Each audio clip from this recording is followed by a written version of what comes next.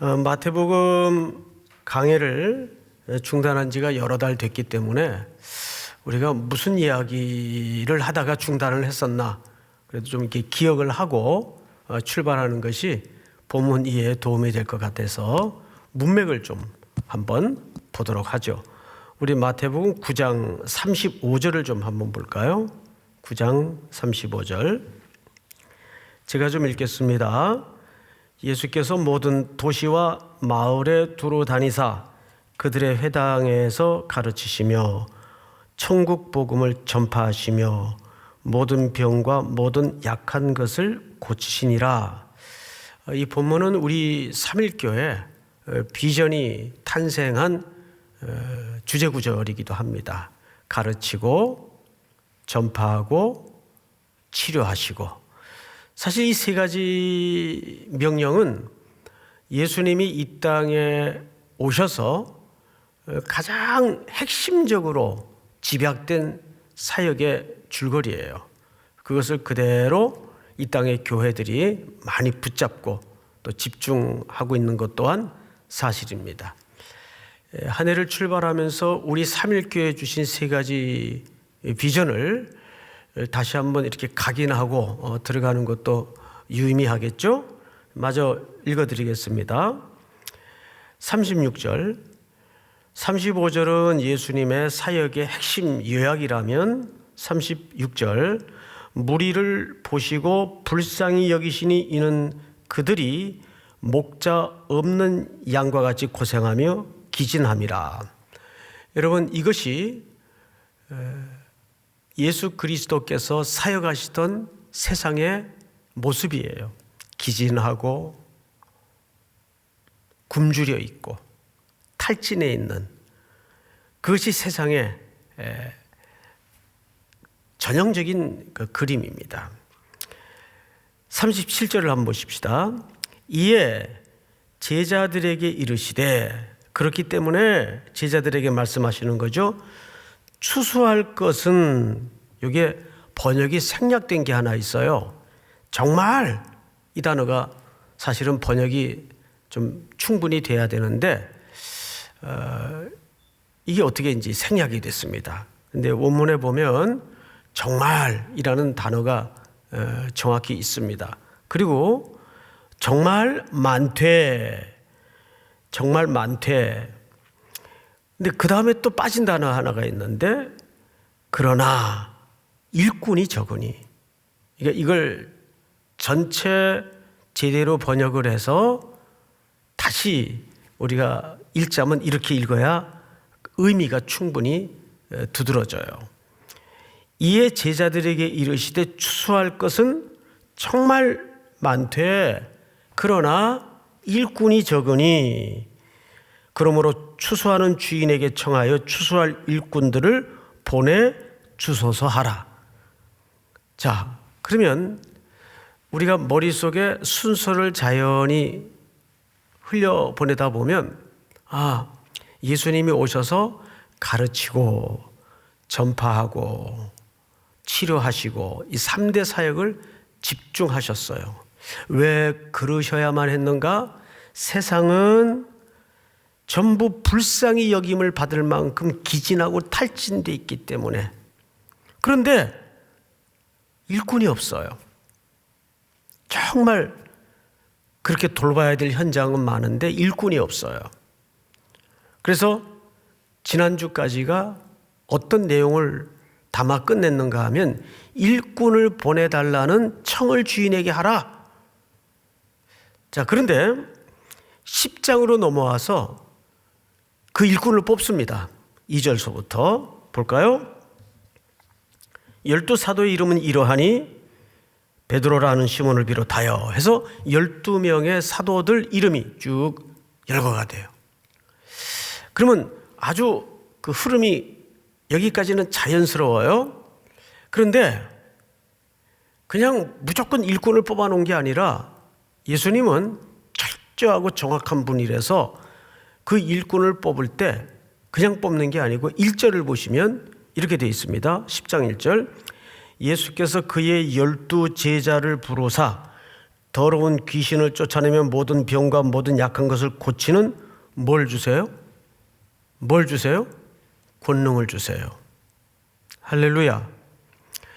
올 한 해도 우리 성도들에게 어떤 미션을 맡기고 사명을 주시고 소명으로 부르실 때, 또 여러분들의 마음에 소원을 담아 주실 때 그냥 소원을 주시고 그냥 사명을 주시고 그냥 부르시는 게 아니라 예수님께서는 뭘 주세요?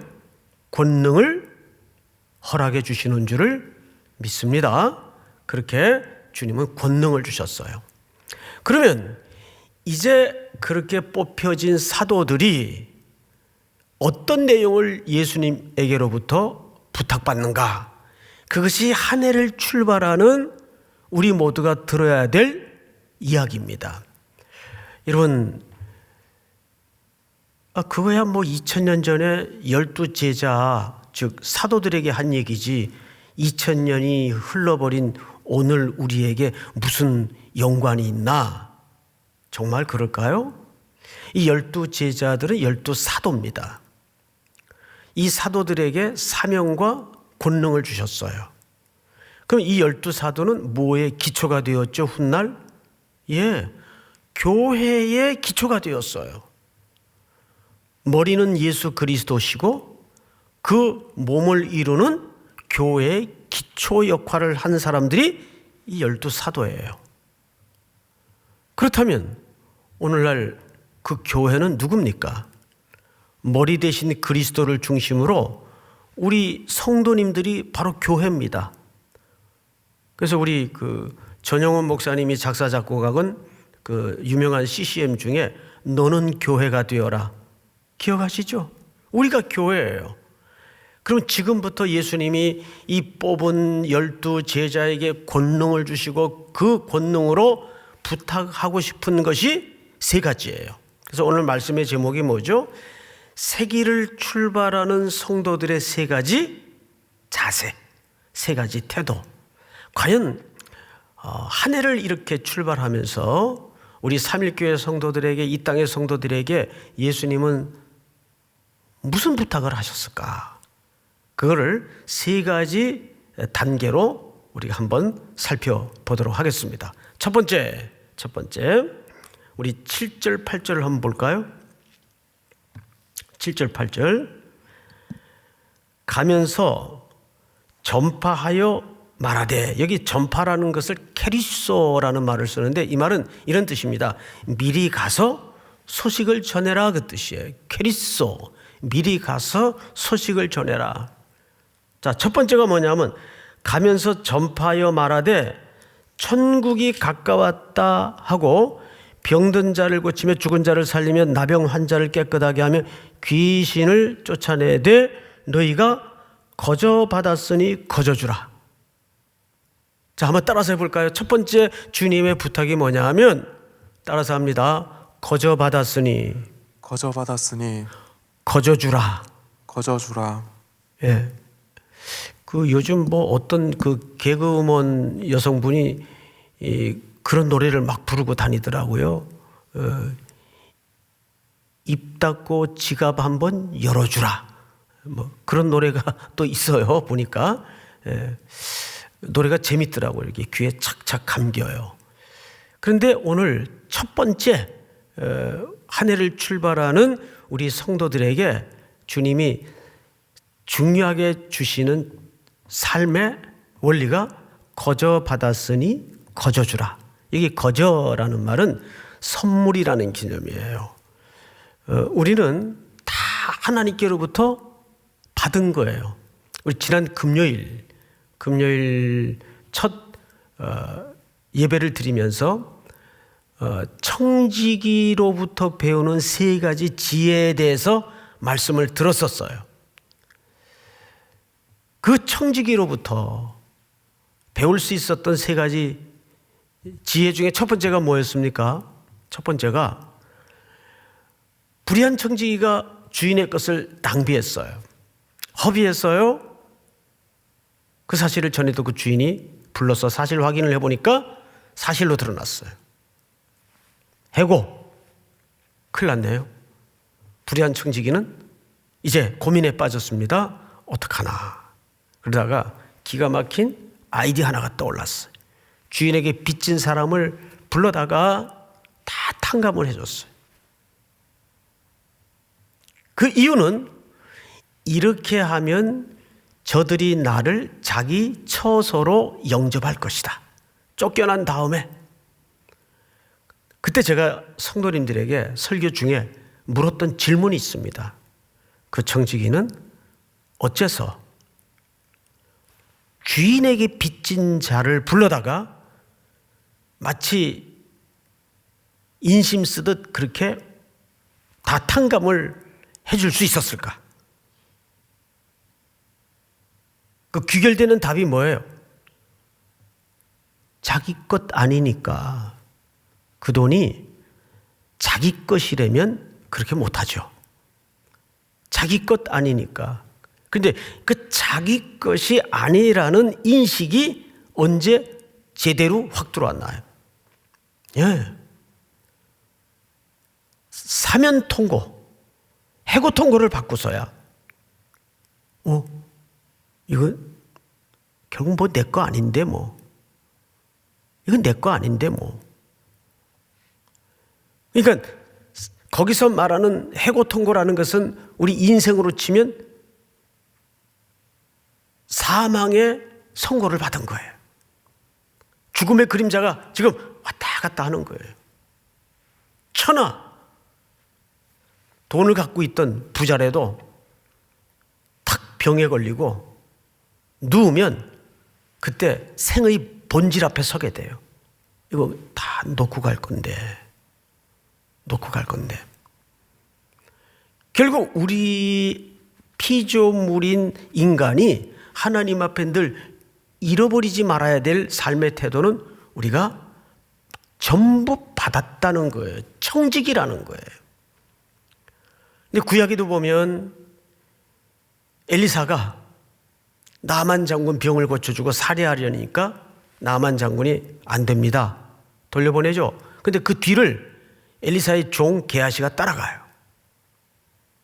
그래서 은금을 받죠. 들킵니다.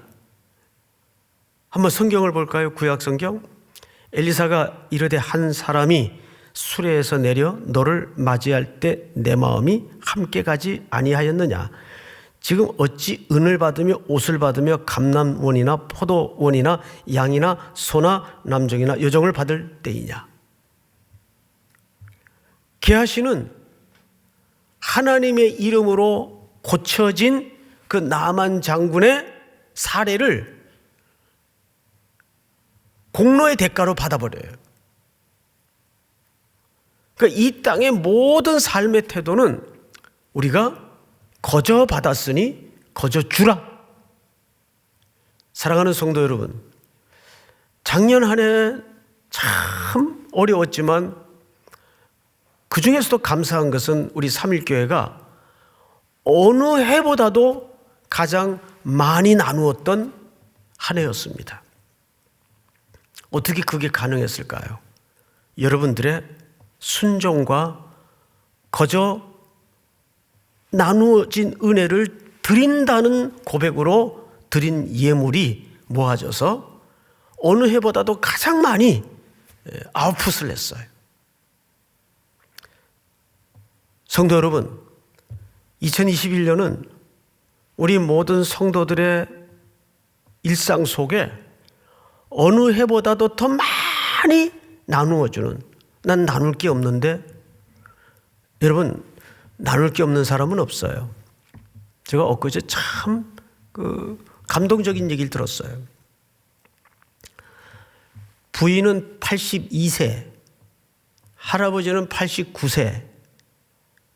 근데 두 분 다 코로나가 걸렸어요. 할아버지는 좀 위독해요. 그런데 이 할머니는 그렇게 증세가 이제 위독하진 않은데 요양병원에 입원이 돼 있는데 병원이 너무 더럽더래요. 지저분하고. 그래서 할머니가 간호사분에게 찾아가서 컴플레인을 했대요. 아니 아무리 그래도 그렇지 병원이 이 꼬라지가 이게 뭐냐고 왜 이렇게 더럽냐고 그랬더니 간호사가 아주 미안한 표정을 지으시면서 할머니 너무 죄송해요. 너무너무 일손이 부족하고 일손이 없어요. 그러니까 지금 의료진들이 안팎으로 3겹, 4겹 고생을 하고 있어요. 가만히 누워있는데 할머니가 그 소리를 듣고 와서 가만히 누워있는데 안 되겠더래요. 이렇게 인력이 딸리고 병원은 청소도 제대로 안 되고 환자들만 계신 데인데 그래도 그중에 몸 형편이 나은 내가 이 병원 청소를 좀 해야 되겠다. 환자가. 그래서 그 다음에 아침에 일찍이 일어나가지고 병원을 돌아다니면서 다 청소를 한 거예요. 그러고 나니까 음식도 잘 먹히고 기분도 좋아지고 그건 이제 친구들하고 전화로 대화를 하신 거예요. 여러분, 나눌 게 없는 사람은 없어요. 우리가 돈이 없다고 나눌 게 없는 게 아니에요. 뭐든지 마음만 있고 뜻이 있다면 또 내가 좀 이렇게 탁월한 음악적 소질이 없어도 이럴 때 좀 찬양이라도 나누고 싶다. 그러면 신청을 하세요. 우리 특성은 오디션이 없어요. 그냥 자원하는 기쁨이 최고의 기쁨입니다. 뭐든지 나눌 수 있어요. 믿습니까? 금년에는 어떤 형편 상황 속에서도 나눌 걸 찾아서 거저 받았으니 거저주는 풍성한 한 해로 달려가기를 축복합니다. 두 번째가 뭐냐 하면 우리 9절 10절을 보십시다. 9절 10절 좀 어렵습니다. 너희 전대에 금이나 은이나 동을 가지지 말고 여행을 위하여 배낭이나 두브롯이나 신이나 지팡이를 가지지 말라. 이는 일꾼이 자기 먹을 것을 받는 것이 마땅함이라. 자, 앞을 보십시다. 다 가지지 말래요. 지팡이도 가지지 말고 신도 가지지 말고 다 가지지 말래요. 이 말씀이 갖는 본질이 뭘까요? 여러분, 따라서 합니다. 오직 주만 바라보라. 이 본문이 갖는 의미는 오직 주만 바라보라. 여러분, 그런데 이 기사를 마태도 기록을 했고 누가도 기록을 했고 마가도 기록을 했어요. 근데 마태와 누가는 관점이 같아요. 근데 마가복음을 보면 마가복음을 한번 우리 같이 봅시다. 자막을 통해서 12제자를 불러서 둘씩 보내시며 더러운 귀신을 제어하는 권능을 주시고 명하시되 여행을 위하여 지팡이 외에는 그랬어요. 지팡이도가 아니에요. 지팡이 외에는 양식이나 배낭이나 전대의 돈이나 아무것도 가지지 말며 신만 신고, 여기 신을 신으라 그랬어요. 두 벌 옷도 입지 말라 하시고. 자, 마태와 누가의 기록과 마가의 기록이 달라요. 마태와 누가는 신도 가지지 말고 두 벌 옷도 가지지 말고 지팡이도 가지지 말라 그랬어요. 근데 마가는 지팡이 외는 그랬어요. 외는 이라는 말, 지팡이를 갖지 말라는 말입니까? 지팡이를 가지라는 얘기입니까? 이건 지팡이를 가지라는 얘기거든요. 또 신만 신고 그랬어요. 왜 이렇게 같은 본문처럼 보이는데 표현이 다를까요? 이것이 그 학자들 간에 아직까지도 논란이 많은 그 본문적 갈등이에요. 여기에는 관점이 다르다는 걸 좀 이해하실 필요가 있습니다. 마가복음은 어디 모티브를 사용했는가 하면 출애굽기 모티브를 사용한 거예요. 출애굽기 12장 11절을 한번 볼까요? 그들이 홍해를 떠나기 전에, 애굽을 떠나기 전에 유월절 식사를 하죠. 너희는 그것을 이렇게 먹을지니 허리에 띠를 띠고 발에 신을 신고 손에 뭘 잡으라고 돼 있어요? 지팡이를 잡고. 이것은 어딘가를 향해서 새롭게 출발하는 나그네 모습이에요. 마가는 이 관점을 사용한 겁니다. 그러니까 새로운 출애굽. 그리고 나서 마가복음의 스토리를 읽어보면 바로 뒤에 오병이어의 기적의 역사가, 들판에서 백성들을 배불리 먹이시던 오병이어의 기적의 역사가 연출되고 있죠. 그래서 마가는 출애굽기 모티브로 설명을 한 거예요. 새로운 출애굽. 다시 말해 이 제자들이 가야 되는 세상은 애굽의 가치와 애굽의 속박과 애굽의 철학에 묶여서 불쌍히 여김을 받을 수밖에 없는 그 백성들을 구원하기 위한 걸음으로서의 설명이에요. 그러면 마태와 누가는 왜 이것조차 가지지 말라 그랬을까요? 그 글을 쓰던 상황이 달라요. 마태와 누가는 그 당시에 견유학파라고 있습니다. 그 중에 대표적인 유명한 인물이 디오게네스. 잘 아시죠? 그 디오게네스가 견유학파인데 그 당시에는 거리에 이렇게 지팡이를 잡고 전대를 메고 돌아다니는 철학자들이 많았어요. 그들은 청중이 모인 수에 따라서 철학 강연을 한 다음에 돈을 받고 그리고 지팡이를 짚고 다녔어요. 예수님이 마태를 통해서 누가를 통해서 지팡이도 갖지 말라는 말에 진의는 그런 사람들과 가치적으로 오해 소지가 있을까 봐. 그 당시 사회적 맥락 때문에 지팡이도 가지지 말라고 설명을 드린 거예요. 자, 그렇다면 마태가 말하고 싶은 본질은 뭐냐 하면 오직 주만 바라보라. 아무것도 염려하지 말고 오직 모든 일에 기도와 간구로 너희 구할 것을 감사함으로 하나님께 아뢰라. 그래야만 모든 지각에 뛰어난 하나님의 평강이 그리스도 예수 안에서 너희 마음과 생각을 지키실 것이라.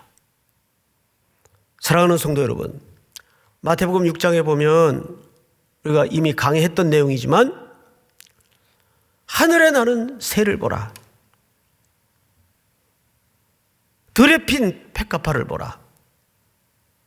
길쌈도 아니하고 농사도 짓지 않는데 천부께서 기르시고 입히지 않느냐. 하물며 너일까 보냐. 무엇을 먹을까 무엇을 마실까 염려하지 말라. 이는 다 누가 구하는 것이니? 이방인이 구하는 것이니. 이방인이라는 말은 혈통이 다른 나라 사람을 이방인이라고 말하는 게 아니고 하늘 아버지를 아버지로 두지 않은 모든 백성들을 얘기하는 거예요. 여러분, 하늘에 공중에 나는 새를 보라. 그보다 일반 은총 속에서 우리에게 주시는 큰 메시지가 어디 있어요? 저 무심히 하늘을 돌아다니는 새도 하나님께서 먹이신다. 들에 핀 백합화를 보라. 그들이 무슨 농사를 짓냐 길쌈을 하냐. 그래도 내가 다 기르고 키운다. 하물며, 여기 하물며라는 말만큼 강력한 하나님의 약속이 어디 있어요? 하물며 너일까 보냐. 무엇을 먹을까 무엇을 마실까는 이방인들이 구하는 것이다. 따라서 합니다. 하물며. 박자가 조금 늦었는데 다시 한번. 하물며. 하물며. 예, 그게 답이에요. 우리 줌으로 온라인으로 예배하는 성도님들, 마음에 흔들리고 힘들 때마다 머릿속에 아니면 깨똑 푸사에다가 하물며 세 글자만 써놓으세요. 그럼 거기 모든 답이 다 있어요. 지난 한 주 새벽에 우리 시편을 봤었잖아요. 시편 이야기를 일단 공통점이 있더라고요. 전부 시인의 개인 이야기예요. 그게 더 깊이 다가오는 겁니다. 하나님과 지난한 일생 속에서 섞었던 호흡을 통해서 토해낸 주옥 같은 정제된 글들이 시편 40편 이후로 쭉 소개되고 있어요. 거기서 강력한 은혜가 뭐냐 하면, 거기 유난히 시인이 하나님께 어떤 무슨 치성을 쌓고 정성을 들였다 그 얘기 없어요. 그냥 하나님하고 보대낀 얘기예요. 그런데 그것이 얼마나 은혜인지 몰라요. 거긴 비명소리도 있고 나뒹굴어진 모습도 있고, 하나님하고 아주 치열한 개인적인 호흡의 섞음과 뒹군 삶의 흔적들이 시어를 통해서 토해내지 있는 거죠. 올 한 해 여러분들이 결핍 속에서, 절망 속에서, 어두움 속에서, 길 없음 속에서 하나님과 그런 호흡이 섞어지는 뒹굴음을 통해서 오직 주께만 답이 있습니다. 여러분, 우리가 세상을 향해서 선언적으로, 선포적으로 예수가 누구시고 하나님이 어떤 분이고 이런다고 세상이 끌려오고 매력을 느끼지 않아요. 백날 그래봐야 세상이 끌려오지도 않고 세상이 우리로 매력을 느끼지도 않아요. 그 팬데믹 상황 속에서도 저 예수쟁이들은 어떻게 사는가를 이렇게 보는 거예요. 무너지지 않더라고요. 우리와 똑같이 휘청거려도 결국은 그가 섬기는 하나님 앞에 엎드리는 모습을 보면서 그들은 뒤에서 두려워하죠. 저게 뭘까? 저 사람들 사는 진짜 힘이 뭘까? 그 궁금증을 유발시켜야 된다 그 말이에요. 그게 우리 성도들의 매력이 돼야 되지 않겠어요? 대단해져서 매력이 되는 게 아니에요. 믿습니까? 오직 주만 바라보라. 주만 바라보라. 마지막 세 번째로 성경을 보십시다. 12절. 또 그 집에 들어가면서 평안하기를 빌라. 뭘 빌라고 되어 있죠? 평안하기를 빌라.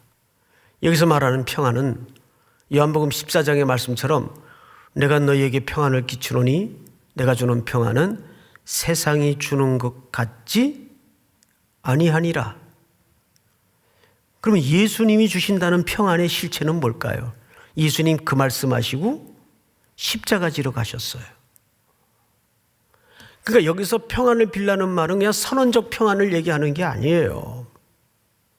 명시적인 허공했던 어떤 평안을 얘기하는 게 아니에요. 여기서 말하는 평안의 실체는 십자가를 짐으로써 그 영혼을 살려내는 평안이에요. 제물이 되어 줌으로써 죽을 수밖에 없고 절망에 떨어질 수밖에 없는 그 어떤 것들이 회복되고 살아나는 평안을 얘기하는 거예요. 그것이 예수님이 선언하시고 그 길로 십자가 지러 가시는 겁니다. 사랑하는 성도 여러분, 그것이 우리가 이 땅에 표현하고 드러내야 될 세상이 흉내낼 수 없는 부요입니다. 그것이 우리 교회의 매력이 되고 그리스도인들의 매력이 돼야 돼요. 똑같이 이전 투구하고 똑같이 얍삽하게 굴고 똑같이 비겁해서 쟁취하고 빼앗고 밟고 이기고 올라서서 절대 설득되지 않아요. 세상은 그래서 우리에게 항복하거나 설득되지 않아요. 손해당하고 원수 안 갖고 바보처럼 굴 때 진짜 두려워해요. 이게 뭐지 얘네들? 사랑하는 성도 여러분, 선교지에 선교사님들을 보낼 때 세 가지를 부탁한답니다. 보통 하나는 가슴에 노래가 있는가, 그 목적지의 소망과 희망의 근거에서 붙들린 그 가슴 속에 그 험한 길을 가고도 남을 만큼의 노래가 있는가. 그건 소망의 노래죠. 그 흥겨움이 있는가. 세 번째는 유머, 어떤 것도 너그럽게 받아 넘길 수 있는 여유, 너그러움 얘기하는 거죠. 유머가 있는가. 그리고 세 번째는 어떤 냄새도 무시할 수 있는 무감각함이 있는가. 이건 좀 쉽지 않겠죠?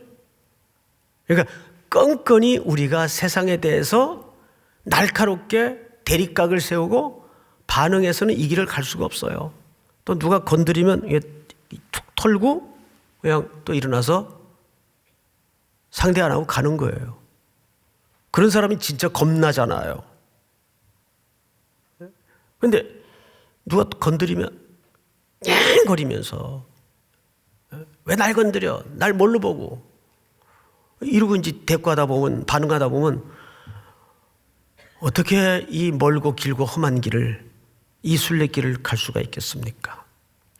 제가 일부 예배 마치고 났더니 우리 청년 담당 진장 목사님이 그림 하나를 보내셨어요. 바로 청년들이 설교를 가지고 오늘 설교 내용이 기억이 되기 쉽게 GBS를 하느라고 만드는 하나의 표예요. 한번 볼까요? 여러분 보이시나요?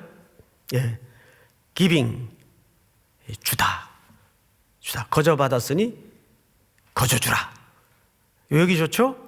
그 다음에 봄, 누구만 바라보라? 오직 주님만 바라보라. 봄, 저는 한국말입니다. 예. 그 다음에 뭘 빌라? 평안을 빌라. 이 이니셜을 따면 GBS. 기억되기 쉽죠? 예. 올 한 해 우리의 GBS는 삶으로서 순종에 걸어가는 복된 한 해의 순례길이 될 수 있기를 주님의 이름으로 축복합니다. 우리 가정에서 예배드리지만 또 현장에서 예배드리지만 다 일어나서 파송의 노래, 여러분 아시죠? 파송의 노래.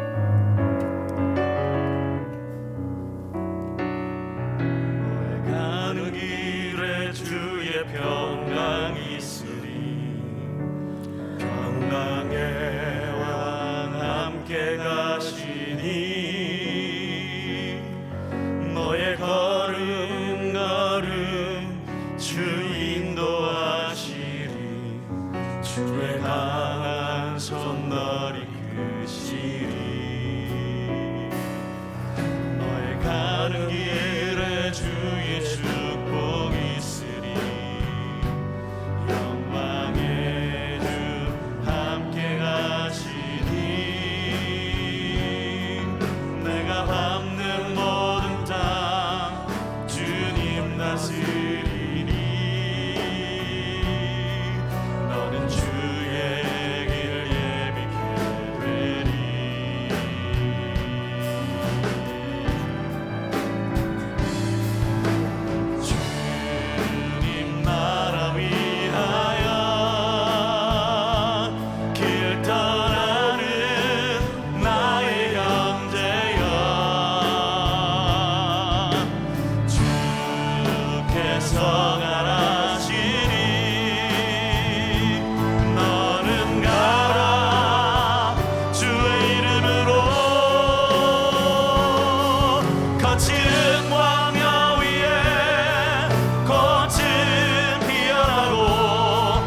세상은 내 안에서 주님의 영광 보리라. 강하고 담대하라. 세상 이기신 주 늘 함께 너와 동행하시며 내게 새 힘을 우리가 같이 두 손을 들고 주님 나라 위하여 기도하는 나의 형제여, 주님 나라 위하여 길 떠나는 나의 형제여, 주께서 가라시니 너는 가라 주의 이름으로. 너는 가라 주의 이름으로. 거칠은 광야 위에 꽃은 피어나고 세상은 내 안에서 주님의 영광 보리라. 강하고 담대하라. 세상 이기신 주 늘 함께 너와 동행하시며 너와 동행하시며 내게 새 힘을 너와 동행하시며 내게 새 힘을 늘 주시니 너와 동행하시며 내게 새 힘을 주시니.